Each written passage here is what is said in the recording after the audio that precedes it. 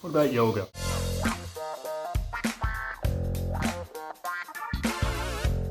Recently, I was involved in a dialogue regarding progressive Christianity, yoga, and whether or not Christians should participate in it.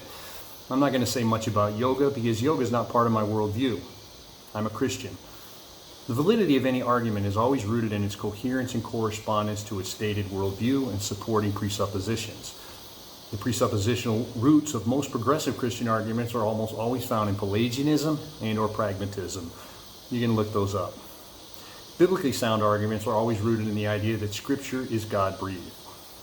Now, the first key in identifying a false argument within the context of the Christian worldview is the absence of scriptural references. The second key is found in the underlying intent of a truth claim. Is it pointing us toward greater holiness or simply easing our conscience by confirming the minimum requirements to be saved? Let's face it, some people want to get as close as possible to God. Others want to know how close they can get to the devil and still avoid hell. In my opinion, most arguments for syncretism, the mixing of Christianity with other practices, are usually based on the latter. Therein lies the problem. People tend to focus on what secular practices are not. Our focus should remain on what Christianity is. The leaven of Herod of which Jesus warned represents the often very pragmatic trappings of the world. Paul said it only takes a little. He also warned about being unequally yoked. What fellowship does light have with darkness? Now, many, if not most, so-called common grace arguments are based on the meat sacrificed to idols in Corinthians 8, Peter's vision in Acts 10, or that all things are lawful for me. Will people go to hell for doing yoga? Probably not, but that's really not the point. Still, context matters. Yoga means unity. The question is, unity to what?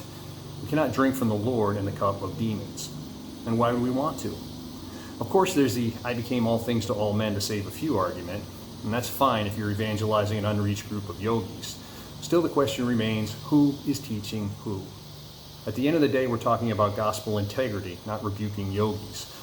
False gospel narratives are always begin by minimizing, rationalizing, and justifying sin. Ironically, these are known as criminal thinking errors in secular counseling. The double warning in Galatians 1, 8, and 9 should be enough to ward off any complacency in this area, but sadly it's not. All that being said, our first job as believers is to love God with all of ourselves, not just part. We're to grow in our knowledge of Him and obey His commandments. Maranatha.